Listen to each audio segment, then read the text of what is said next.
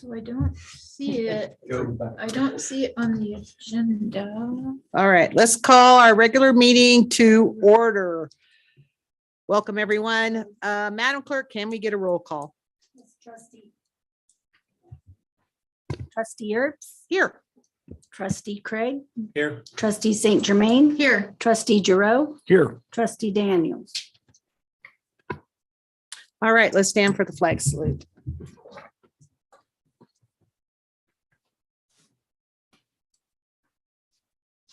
I pledge allegiance to the flag of the United States of America and to the republic for which it stands, one nation, under God, indivisible, with liberty and justice for all. All right.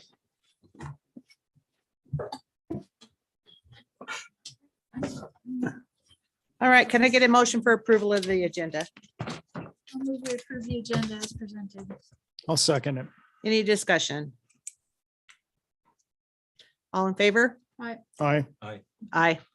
Motion carries. All right, do we have any public comment this evening? No, None for me either. okay. All right, next, can we get a motion for approval of the last minutes? I don't think they were attached. I don't. Yeah. Oh, they weren't? Yeah, we'll have to put those next time. I didn't get those attached. Oh, My okay. apologies. I'll move those forward. All right, disregard that then. Moving on to the consent agenda. Can I get a motion? Motion. I move that we accept the consent agenda there. I'll second. Any discussion? All in favor? Aye. Aye. Motion carries. All right, moving on to reports and recognitions. So Timberline, Corey Pinkue, takes on a lot of stuff. She did the teacher appreciation activities for the week. And her name always comes up as somebody who's just like the solid rock and does a lot. She's taken on the leadership showcase and she just does a lot. I see every board report, her name is there for being active and doing stuff. So good job, Corey. Serena Smith, the custodian, she was a bus sub, went above and beyond, does a great job cleaning the building. And the leadership showcase is on the 25th of May from 1 to 3:15. We got little invitations from Jason. That was cool. So it's a good thing. And if any of us can try to make it there, that would be great. Okay. IDYCA, John and Heather Kelly for doing the ISATs, which that's a big production, I'm sure, for that many kids. Addie Saltarelli for the greenhouse again. I hear you guys are broke ground on it today, huh? Wow. That's a really, really cool thing. I mean, and they sell vegetables too, don't they, when they? Oh, this weekend? Okay. All right. Where do we buy plants? I think we're doing it at the community or out in front of outside what they did last time. Has a nice big table with all the plants. Cool. Cool. Might have to do that. Amy Jared, she did take a break during the teacher appreciation week, and Jim Hill for their facilitating the mock interviews, passed 123 cadets for their mock interviews. So that's really great. Kathleen Tutwiler for OHS district baseball and softball, phenomenal undertaking, and you did a really, really good job. Takes lots of hands and lots of movement, lots of moving parts in that. So good job. Nutrition, the food from the summer is coming back. I read that and thought that's awesome. It's not. The food. Yeah, okay, okay. I stand corrected, food pantry. Got a little overexcited, but that's cool though. I mean, yeah, any food that we can give the kids over the summer is fantastic. So, geez, okay. Also from the elementary school, Tammy Waite in the community garden. If you ever have the opportunity to go look at that thing, it's really cool. Really, really cool. And she puts in a lot of hours. The thing about Orofino Elementary School with the PTO, they have lots of community support and a lot of things that they do with the community. I think that's really awesome. It's a big garden. Yeah, it's big and they put a lot of work in. I know that they, my department sends volunteer kids to go work in that. And I know that there's a lot of community volunteers, plus they had the IDYCA cadets down there working. So it's a cool thing. And other thing was maintenance. It has a lot of projects going on. He's not here, but holy smokes, that's a big list of stuff. So things are going to be looking good by the time school's in session next year, I'm sure. All right. Anybody else?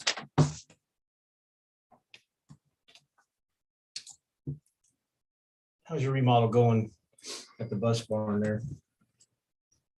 My part of it. Stop in Right now, that's tomorrow. some real snags, but. I see they're moving a lot. A lot of work going on over there. Well, the inside is pretty well done. They're just finishing up the office area over there. Then they'll be ready for the electrical changes they need. The outside was the excavating, revealed a few springs, which caused a little more drainage to be installed. But the pond is gone now, so it's working. And so I think they're getting ready for that part. They have that all done out. Part of the freezer has arrived. All the evaporators and compressors are here. Our contractor went ahead and got them while they were available, so that won't hold us up later on. So, I mean, it's moving along pretty quick. It's a lot of work over there. Yeah, a lot of work. Be ready to rock and roll by the time school starts, I would imagine, huh? With fingers crossed. Mhm. It's me being hopeful.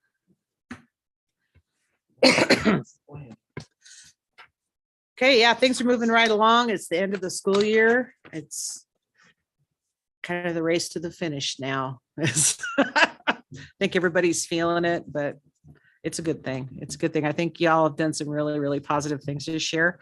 We've got a lot accomplished. There's a lot of cool things that have happened, from everything from new classrooms opening in Timberline to new freezers and all kinds of stuff. So anyway, good job, one and all. Anybody else? I agree. Sounds good. All right. All right, let's move on to our discussion items. And we gonna do this?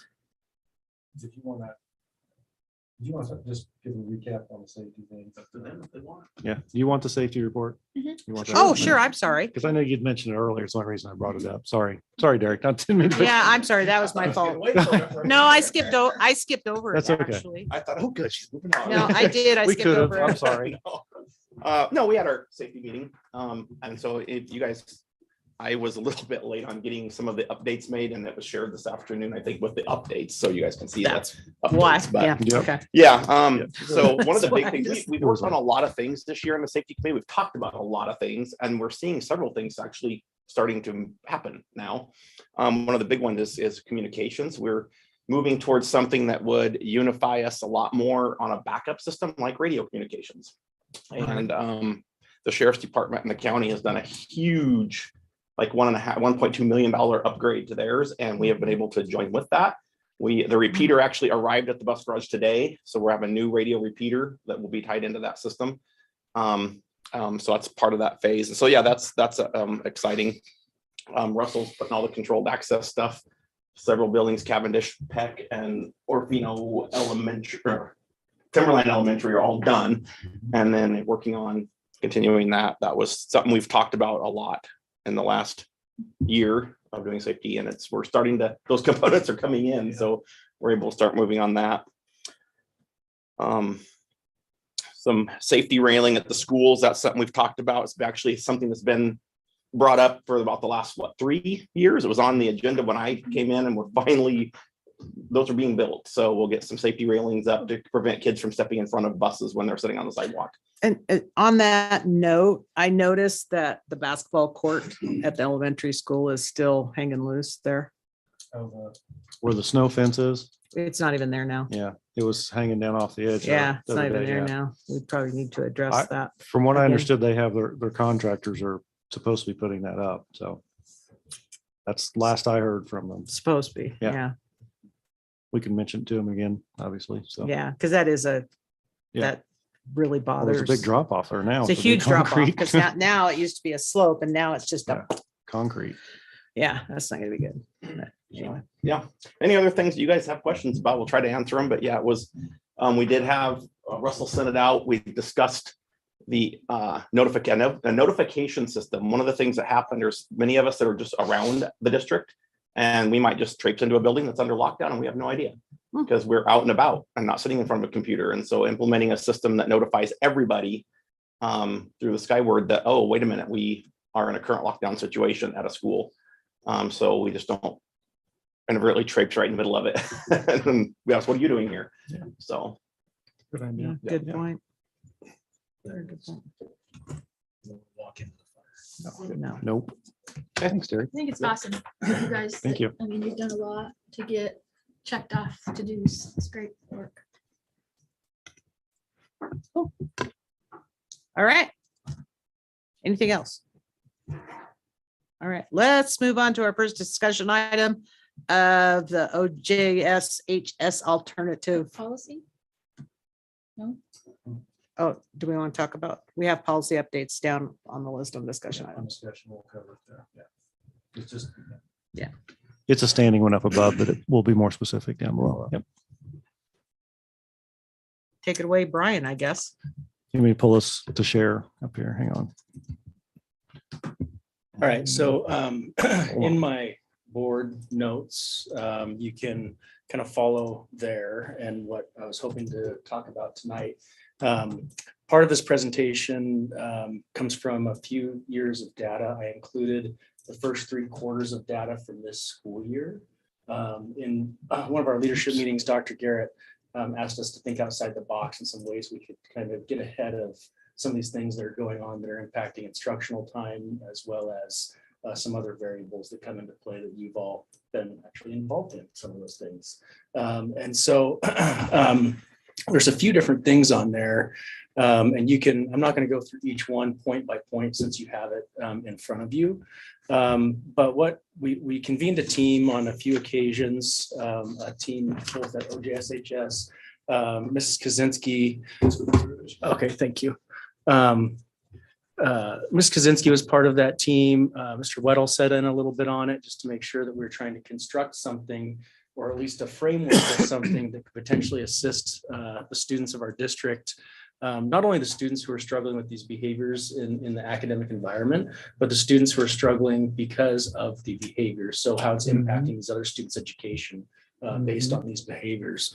So we talked about titling that program Turning Point. Everything's still a draft at this point. We came up with some core things about this, what this program could potentially look like. So growth mindset, remediation, integration, and teamwork with the acronym of GRIT for that. And so, and kind of an underlying mission of a behavioral approach to academic growth. As we get into the data here in a bit, I'll go into a little bit more on that. This, I don't need to get into all the logistics of the program. This is just, like I said, a scaffold for it, so that if you have any interest in looking through those documents as to what it might look like if the program was approved, and what a student might see when they first come into the program on entry into the program, as well as the parent. And so I don't want to get too far into the weeds on all that stuff. You can read that information. The goal on any program like this is to hire a great individual to take that program on in whatever location, especially when you're first starting the program, to get somebody who can help build that a little bit, because there will be some learning curve that happens with any program like this. I was able to construct this with a team in my previous district, but every district is different in how they construct these types of things based on the culture of that district and based on the logistics. So I don't need to go too far into this stuff. This just kind of gives you an idea of what the program might look like, as well as I provided some links to different curriculums that are effective and proven to be effective if implemented correctly for some of these types of things. We, in talking with Ms. Kaczynski and working with IDYCA, as well as I'm a mentor for a student up there, some of this is actually constructed with some of the things that they do at IDYCA. And so it's kind of like that, but on a light version of it. Not as intensive, obviously, but something similar to that to hopefully help these students make the needed changes that they aren't getting right now. And so when I say that, I go into, I'm gonna jump out of this one here. If my mouse would work here, a little slow on the, this is difficult, Dr. Garrett. Come on. It's just, it's not moving. Oh, here we go. There we go, maybe. I'm trying to go to the May work session. Come on. Okay. Go to May work session on there if you would. Wow, it works well from over there. Maybe it's sending the signal late. So if you go back to, or not May work session, if you go back to my board, yeah, my May board report. Your board report. Oh, yeah, Correct. okay. Yep. And go to behavioral data to support decision. So this isn't a proposal or an idea. Let's get into that. There you go. Thank you. This isn't a proposal or idea based on individuals just being tired at the end of the school year and tired of certain, these minor behaviors. We're talking about things that are over the past few years starting to have a major impact on our students' education. So if you click on the behavioral data to support decision right there, pull that up. So Mrs. Tetweiler and the behavioral response to intervention team had an opportunity for us to receive a grant to do some of that positive behavioral intervention support. Part of that is what we call Swiss data. So for the first 3 quarters, we utilized this program to look at specific data relative to individual student behavior, as well as location, time, some of these things. And this is the teachers who actually went in and input that, as well as administration who went in and input that. It's not perfect because some teachers might deal with something and then forget to go and put something in. But even without the numbers of those who didn't put something in, if you scroll down, keep going there.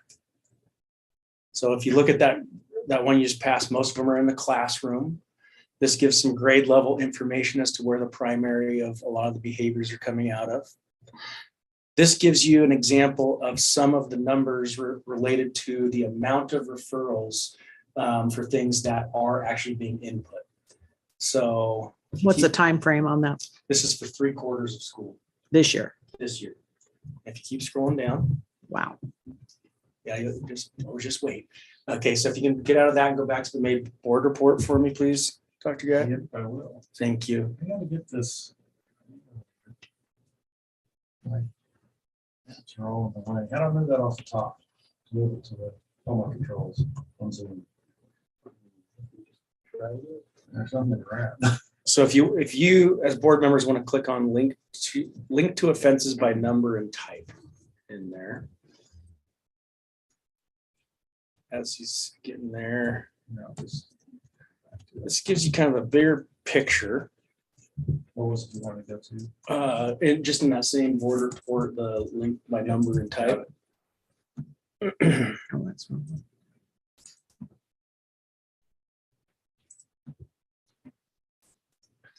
So if you look at that first graph there, if you took out, and I included some of this information actually in the board report to kind of drill it down a little bit.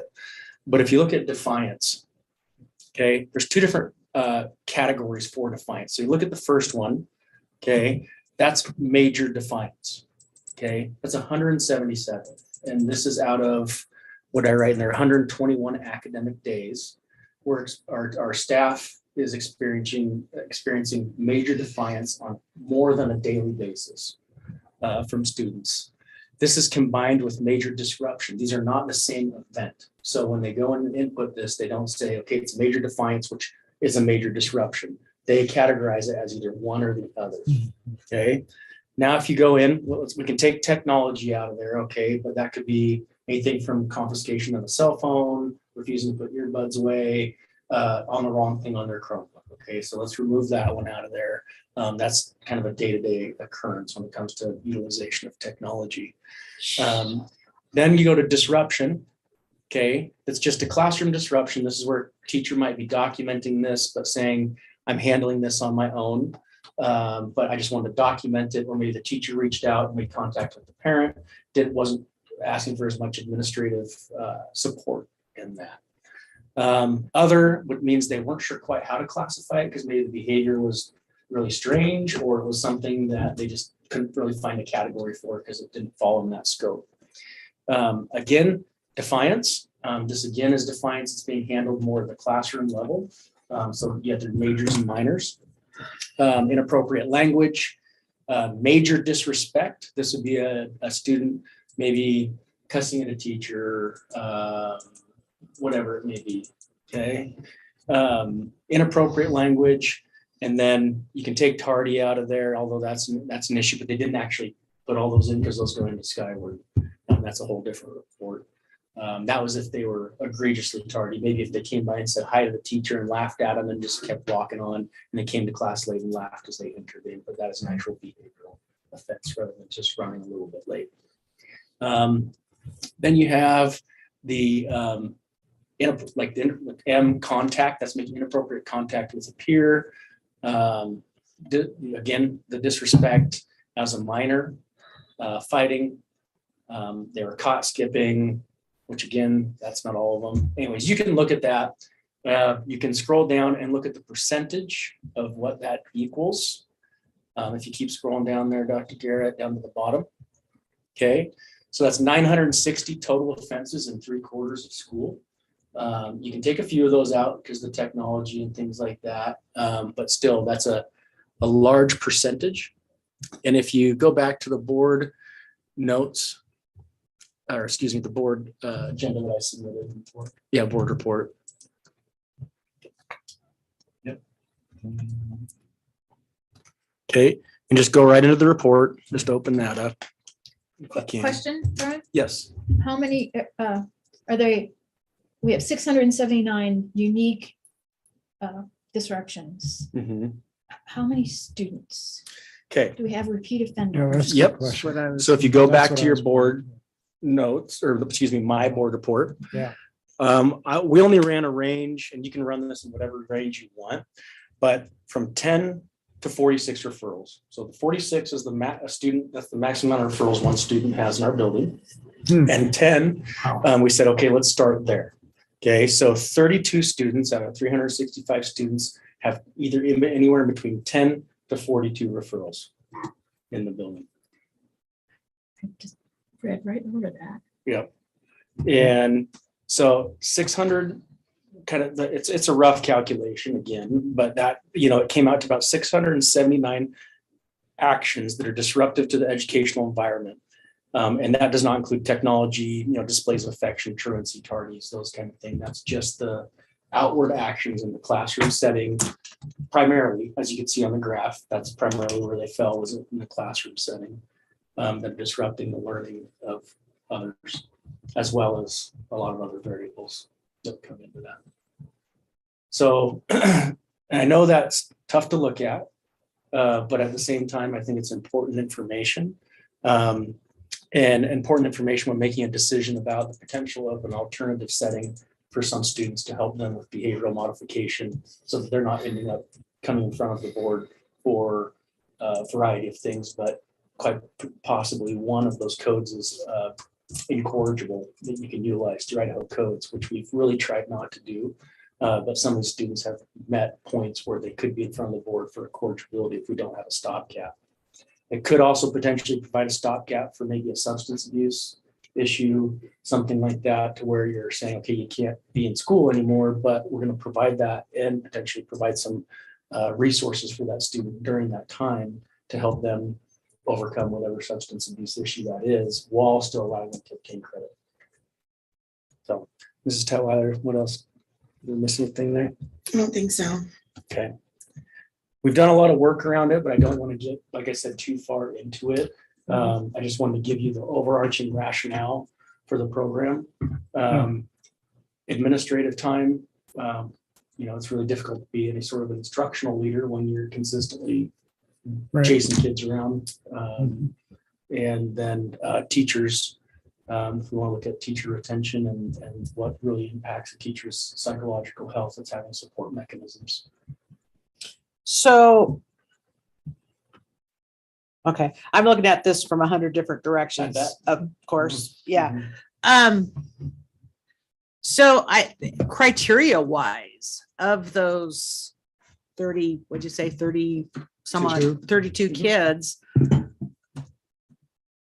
If you're looking at criteria and what kind of numbers we're looking at, I mean, that's when we really have to get down in the weeds and figure out exact criteria, exact behavioral patterns. We have to take in into consideration IEPs and 504s, Right. and the whole. And I also think criminal charges and criminality and some of those things too, as well, and the severity of their substance abuse issues too. Correct. Because putting them in seven habits for effective teens, if they have a substance abuse problem, they're going to do jack. No. Well, thankfully, there's been some community individuals who have actually underwent substance abuse training since our last conversation and are certified to help facilitate that. They've offered their services during that time. Like How what effective kind it is for juveniles though? For juveniles. Really? In Orofino? Mhm. Seriously? Yeah, through the teen center. Oh, okay. Yeah. So Because it's not as intensive as like an intensive. it's, counseling well, scenario. and there's a difference Right. too. There's a big difference. I mean, you start looking at somebody because I could do it. I'm certified to do some of those things, but I wouldn't, Mhm. just because if you've got a kid with a serious substance abuse issue, they need to go to an actual CADC counselor and all that stuff, which we're lacking. Mhm. And that's been one of our problems as a board when we have kids that come before us for expulsions to have serious substance abuse problems. Mhm. The resources are slim to none. Right. Slim to none. I mean, if you can hook in some things like juvenile MRT and some of those things. MRT, Oh, moral recognition therapy. thank you. Yeah, sorry. But you can start hooking some of those things up into that, which make a huge difference. But the juvenile world and substance abuse is way different than the adult world. Yep. And substance Again, abuse. I think this would be a starting point. I Yeah, don't think you'd have the perfect solution right in yeah, the beginning. I think what it would be is having something that you could then work off of to hopefully create Right. some opportunities. Right now, we Yeah. don't have anything. yeah. And Well, so- yeah. And I think that there are other places too that we have Riverside Recovery coming into Orofino here in July. Take a partner. Yeah, we can partner with some of these things too for the same thing. And you run into the Medicaid billing and all that kind of stuff, but that's we have Cody for. In regards to the 504s and the IEPs, if you're replacing a student who's on an individualized education plan, the team would need to meet and amend that IEP based on the change in placement, but they would still be receiving academic services. If a student happened to have a one-on-one, then that one-on-one would go with them. Just a different environment. Yeah. Yeah, But that different. would have to be reflected in the IEP that you're Different, changing yeah. the environment. Yeah, Yeah. Yeah, for that period.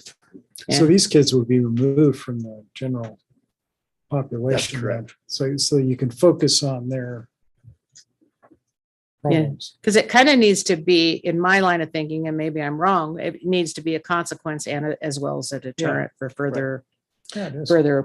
action, Right. because if I you, think IDYCA has been a big help too with that, hasn't it? I mean, we're lucky to have that in our district. We see how that's working. That works pretty darn good. For the kids who are able to go there. Yes. But that's not these kids. This is like a mini Mhm. IDYCA. Not Right. exactly, but Well, it's too bad it's not. I hope it But is. you have a great resource with great individuals who understand that Yes, role. that's And right. That's a neat thing. That's right. They Good were kind job. of looking at this as a school within a school. Yeah. I absolutely love the presentation of the data. Thank you. There's plenty Um, more, I- but I just didn't yeah. want to bury it in data. No, that's I- great. I figured I'd understand. just give you kind of some of the pertinent. So Details. I had a lot of questions right away when I read it yesterday. Mhm. And also, I want to share that I had the opportunity to meet with the superintendent of the school up in St. Mary's in that district. And they are doing a program that starts in elementary school. And now they have added it to the middle school and high school with specialized certified paras that are a timeout coach, so to speak, for when things are escalating and the student is pulled out, they stay within the population and given, it's more than a timeout, but it's a sort of a structured refocusing session.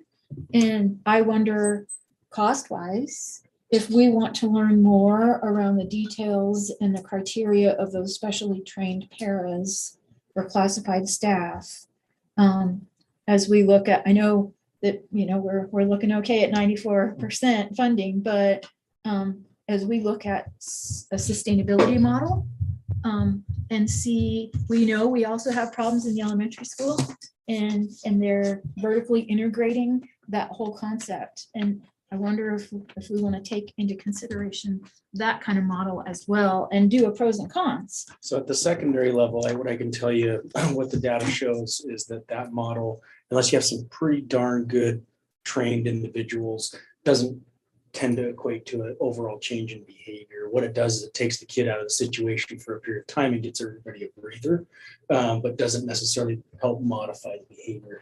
When we looked back at like an in-school suspension position, right? Which is not that, but you're sending them to somebody who shouldn't have many kids in there, who're supposed to mentor them and hopefully not continue this behavior. That didn't have a huge impact on that behavior, on recidivism, right? That behavior continuing to happen. What that was a brief moment in time where the kid just said, fine, I'll just go there. I'm not in class. And then they end up coming back to class. The ones that, if you look at the research that have the best impact on secondary students are longer term placements, anywhere from 6 to 12 weeks tend to be the majority of those that can have an impact. That's not to say it's going to fix it all. But at least it's something the district has as an intervention. Yeah. Someone who's highly trained, and then you have to put a threshold on the number of students who can go into that program at any given time.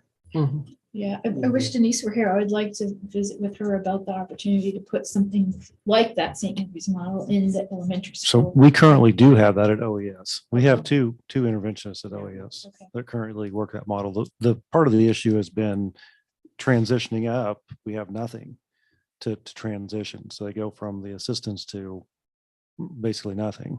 And I don't mean that in a bad way, but there's no place for them to go. So this, what he's talking about is this model would be just kind of maybe accent that a little bit, help continue it somewhat Well, if they get to that point. We have kids who have been in that model at the elementary who are doing very well. Mm-hmm. Who the 7 periods of day, who were the change, the a little bit more freedom has actually done really good things for them. They're not, I look back at some of their behavior, I'm like, Jesus, this is even the same kid. We have some kids who maybe weren't involved in that model who are the 10 pluses on here. So it really varies by different things. We also have a lot of students who have moved into the district. There's, and Dr. Garrett's highlighted that before as far as the percentage of having a reasonably transient population and what that looks like and what that can sometimes bring with it. And so having something that can say, nope, not here. Otherwise you don't get to be here for a period of time. This is the intervention.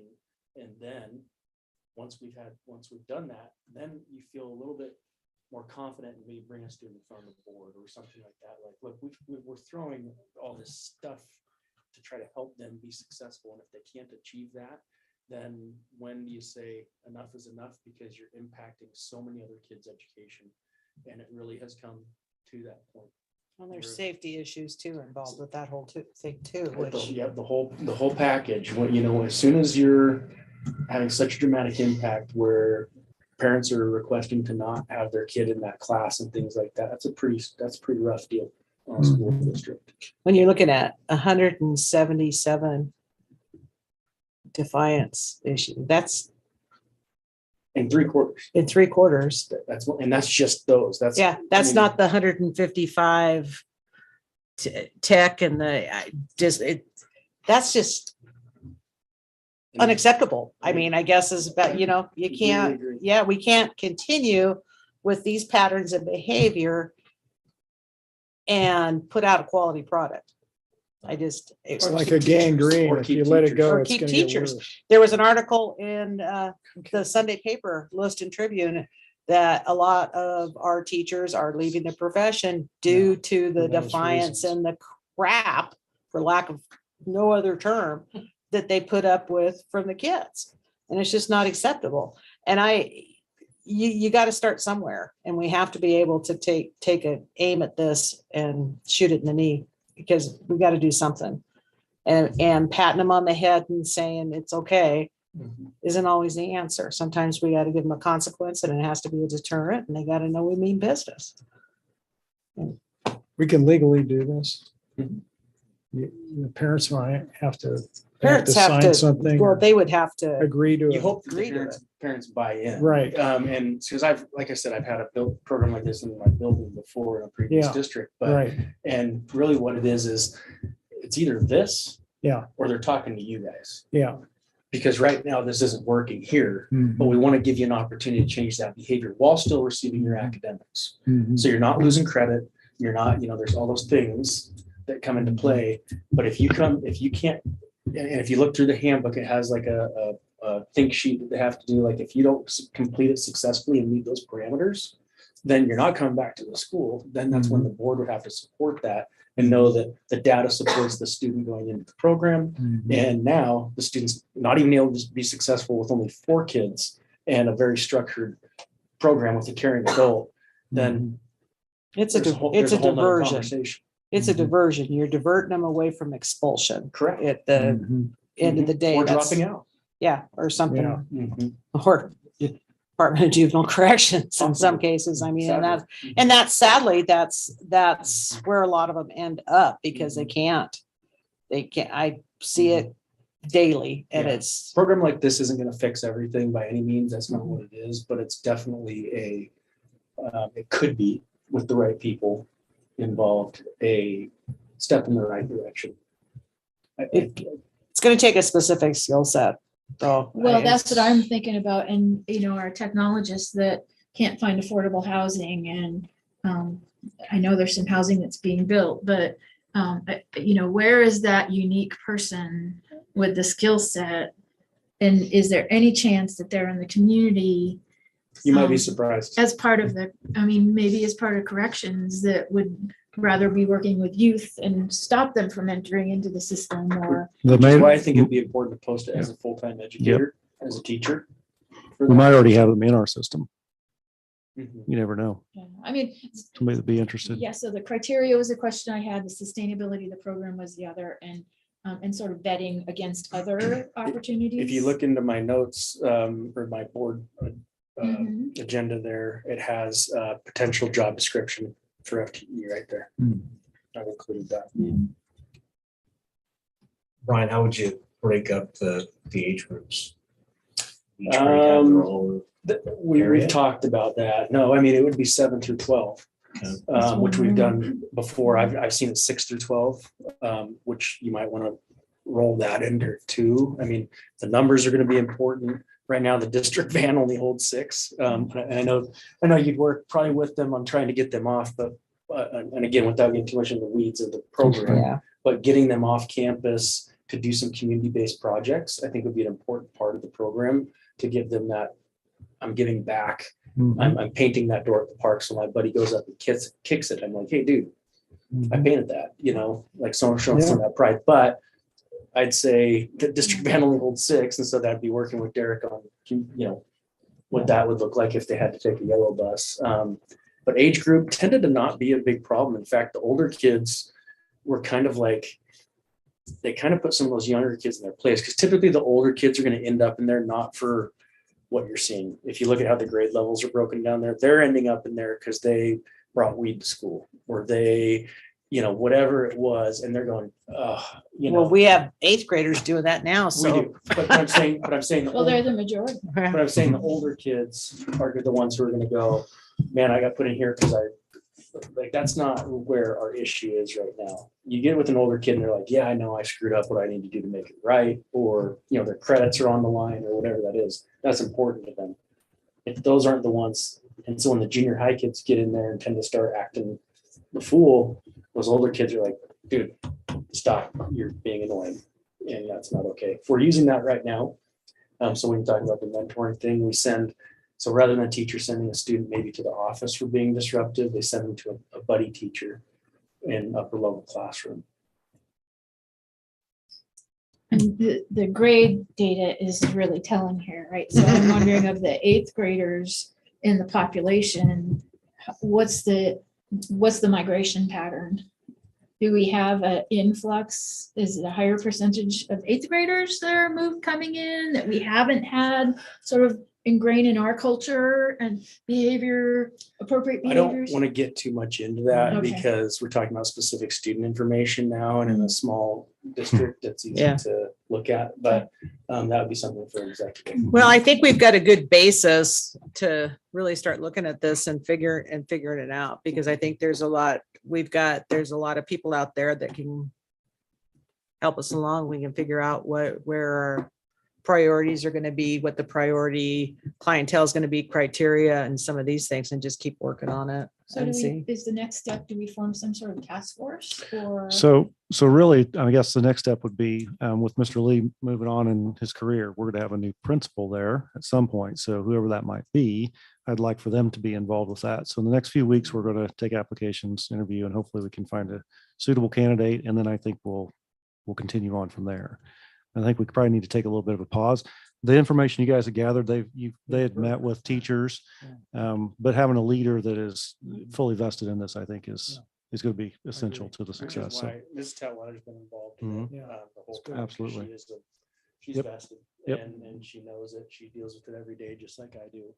And so that's why she's been part of that process the whole time. Brian, a question for you.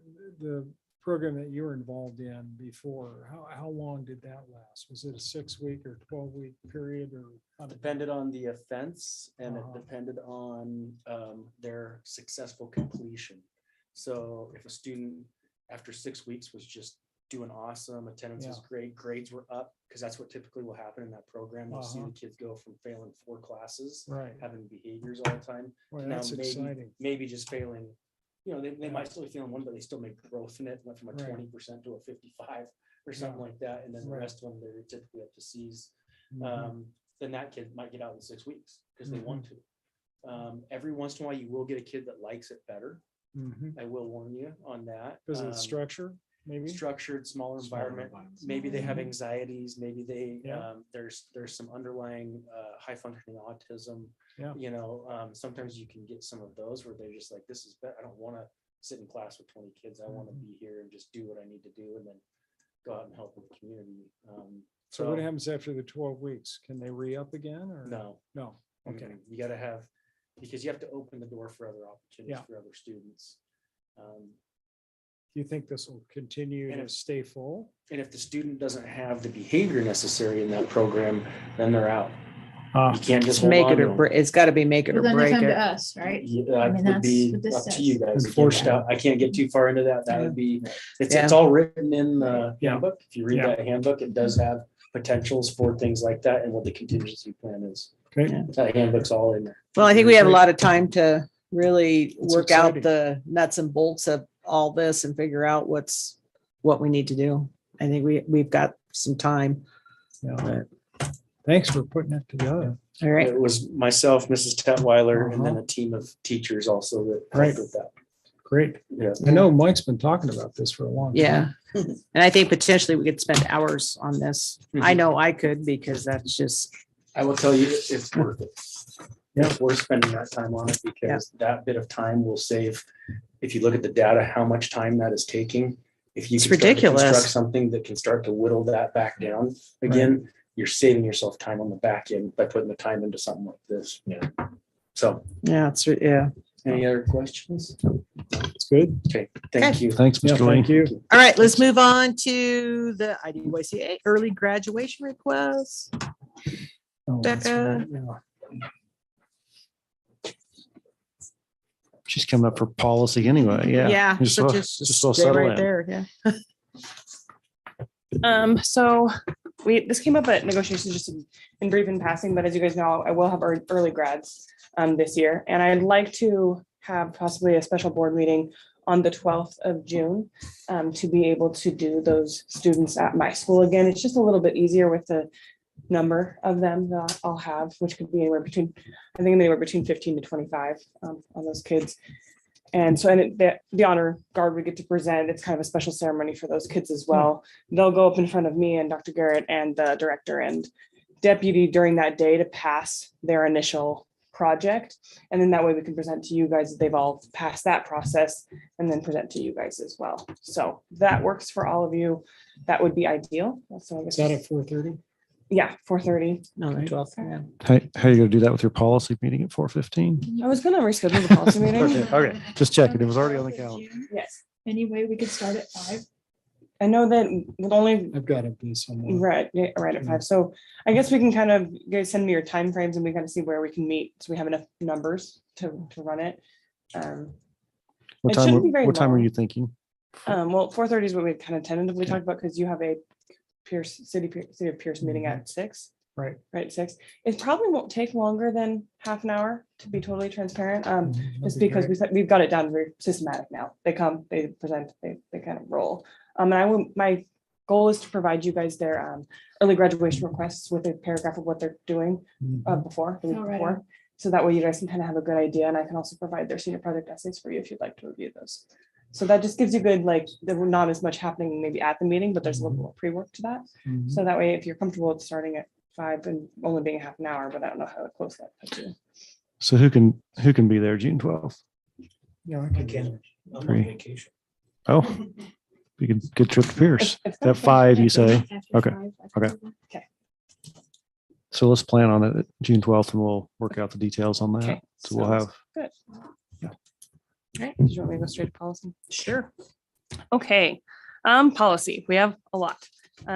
Just because we're kind of wrapping up our 2022 fall updates and also just in alignment with the law conference and some of the things that emerged during that.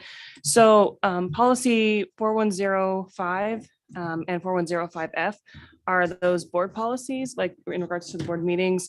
We're on the second read of that. Chris sent me some of her notes and then the policy committee met, which was this time was me and Kathleen and Jason and Lindsay. Yeah. So we had a good group there. And really what we ended up doing is looking at what our current policy was and just creating some alignment there. Some of the ISBA recommendations were to increase the public input time from 3 to 5 minutes. We didn't feel like there was any need to keep it to do any more. So those are just some logistical pieces. But again, we went in alignment with what we currently have, but did update, if you've read those, making sure that it added some of that new language about aggressive speech, just kind of some hostility environments within a board meeting, just putting some stipulations in there. And then there's specific forms for requesting to speak and giving priority to those people that are currently working for the district, attending school in the district, or have students in the district. Those people would get priority to speak first over people from outside, not maybe in our community or just that don't have students in school. So Gotcha. some of those logistical pieces were put in place. We felt pretty comfortable that they're close enough to what we're doing now, but with that extra layer of protection. So those are good for a second read if you guys are ready to approve on those I tonight. really liked that. The protection piece, I know you know that. I think it's good, and I think it's worded in a way that's not going to be overly Offensive. offensive or labor intensive for anybody involved. Exactly. The other one is the 4005P, and it's just a minor update to go in alignment with the library policies we passed earlier this year. It's basically saying if you give a gift to the library, it has to be in alignment with the kind of books that we allow in our libraries. It's just saying that because we have this policy, make sure you're following it with this policy. And then the last one, the last second read is that 4260, which is public records. And that was just kind of hammering out and making sure it was in line with the clerk handbook and making sure that the request form itself was updated. There are some pieces like if it's going to take longer than 10 days to return any sort of record, you kind of have to give your rationale on the why behind that. But we read that and didn't think there'd be any issue with the second read push on that. 4265. 4260, sorry. Okay, thank you. Yeah. I got a lot of 5s in this one. There's 3 5s and then there's 6 ones. And then the only other one that I would recommend for we move and have action on tonight is the 3281. Only because due to the recent pass of legislation, there's no need to muddy the waters by trying to have a policy that contradicts, but also would be too hard to wordsmith in a way that would be effective for our district. So the policy committee's recommendation and Dr. Garrett's recommendation is that we delete 3281 completely out of our policy. It's at the very. It's at the very bottom, Yeah, yeah. sorry. Line 48. ISBA went numerical, but this one was a district recommended move, so it goes down there at the bottom. Sorry, I did not No. look at these in detail. You're good. The good thing is you have a committee that does, and we make recommendations based on that. So we try not to miss anything, but That one, just for clarification, is, what they called the gender identity or bathroom bill that just went through. So that was kind of that clarification on that from we just, ISBA. after the law conference, we felt it would be Mhm. easier than instead of rewriting current policy, delete it and say, if anybody has questions, refer to the law. Yeah, we're not going to break the law. No, so. Right. no, and it just makes it easier, and it's a good way to make sure it's a reflection of, we're not having any individual interests invested in what could be considered just the law. And that was the recommendation, as you guys know, those of you that attend the law conference, to just like get out of the weeds and Yep. let the law stand how it does. So for first reads, 5100 isn't like a human resources. Farah and Dr. Garrett and I spent some extensive time making sure that that's workable for Farah, that she feels good, and that we had some good specific pieces in there that directly tie to the hiring of certified staff over classifieds, just because that's how policy works. And so that's a first read, and we made those edits, and then Farah will get to look at the final copy before we do the second read as well. And then the policy committee looked at that. So I've updated those policies on that tracker so you can read what it would exactly say. But again, those are just first reads for tonight. So this is why we bought the package. Yeah, so what just keeps things a little bit smoother. And like I said, it's just updating some language to be in alignment. And then the 5280 is a really, really simple one. It's actually an easy move. It's the code of ethics. We used to have it in detail in policy, all the way written out. And the ISBA recommendation is that if they change any specific wording, you have to review the policy again. So instead you just say referred to Idaho code of ethics for code of ethics updates. Just saves us some time. So those two are just first review. And then I just wanted to just give you guys a heads up. At this law conference, they talked a lot about social media, and what our current policy in place is that district employees don't use social media to communicate with current students. That is how the policy reads right now. It came up in leadership, and we had some good discussion about the logistics behind that, and also the modernality of what we do in schools and how to best reach our clientele. So I think it's important we're going to review the policy and look at it and make sure the wording is good. We possibly are going to consider more recommendations and then shift the liability from the district to the individual. So those are just some things we're looking at. Just wanted to make you guys aware that we'll be doing some work on that as well. So back to the Yes. code of ethics. Yes. Please. This still appears to be incredibly detailed to me. So is there a revision? Is there track So changes? if you click on the ISBA update link on that one, I should have updated that one. If not, it's a first read, and I'll make sure it looks like that for our second. It's correct. It's correct. Oh, thank You're- you. you're I looking was at the looking first, that. yeah, I it's I went the over next one. level. Yeah. Yep. Thank you for Yep. that clarification. I thought it'd be easier when you guys read those on those ISB updates. I go through after what policy committee agreed to and make those corrections so that you guys are not looking at like the strikes. You're just looking at like, this is what we're first reading. Thank Yeah, you. exactly. So again, just so for when you guys move to your action items, it would be all of the April updates are up for second read and to be passed, and the addition of 3281 being deleted. April updates plus 3281. Yes, that's just the recommendation of the policy committee for today. Gotcha. Questions? Great. Yep. Thank you. Thank you, Becca. All right. Well, that's it for our action items. We need to, or discussion items, sorry. I was writing on my action items. Did I miss something? No, you didn't. No. Okay. We need a motion for executive. I move that we move into executive session according to Idaho Code 74-206, 1A and B. I'll second. Any discussion? No. Madam Clerk, can we get a roll call? Trustee, Yes. trustee Drew, Yes. trustee Century, Okay. trustee Chris. Yes. Okay. Where are we going? I guess right next door. maybe? Shouldn't take too long. I don't know.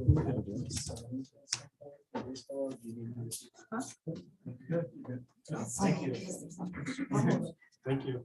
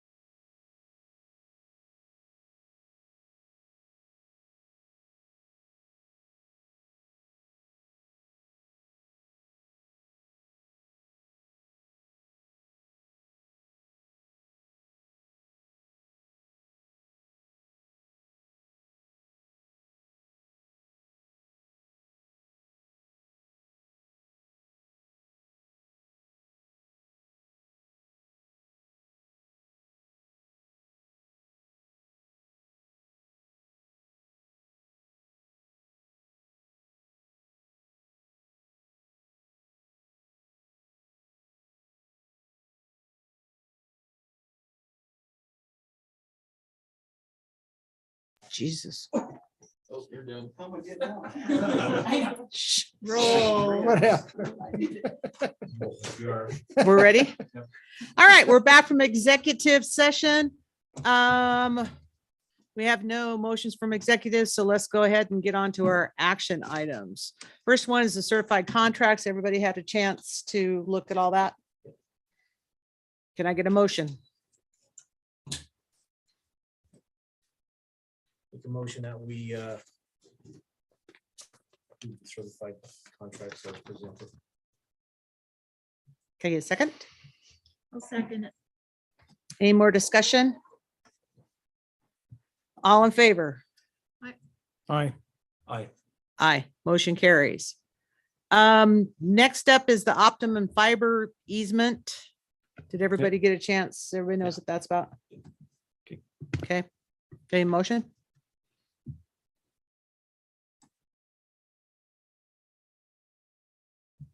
Today? I'll make a motion that we accept the Optimum Fiber easement as listed. His easement agreement. There you go. I'll second. Any discussion? I'm gonna abstain of a possible conflict of overbuild. Okay. All in favor? Aye. Aye. Motion carries.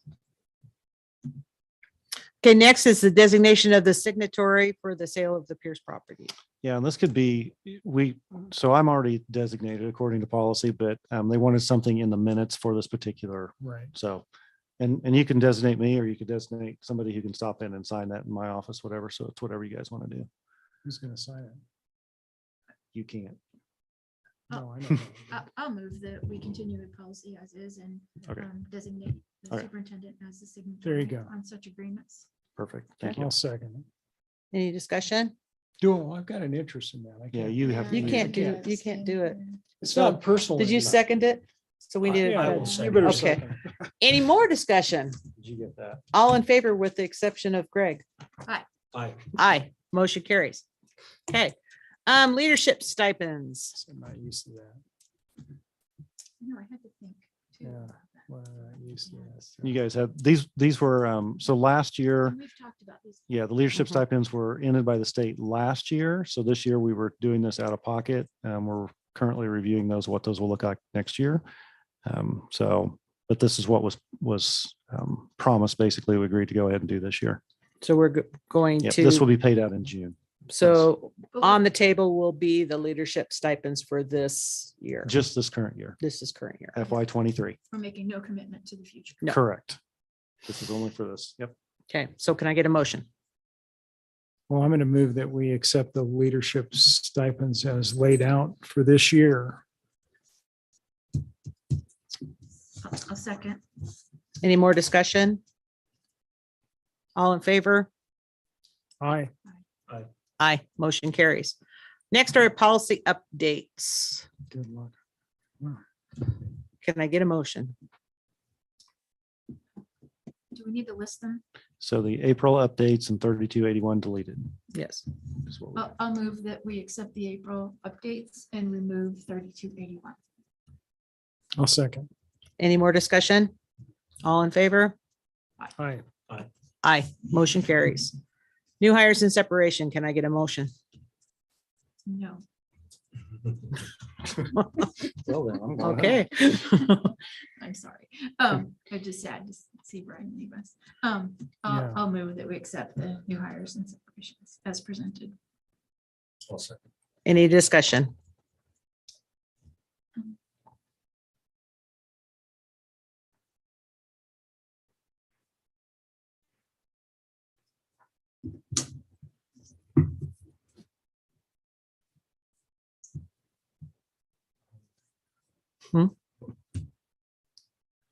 Are you contemplating?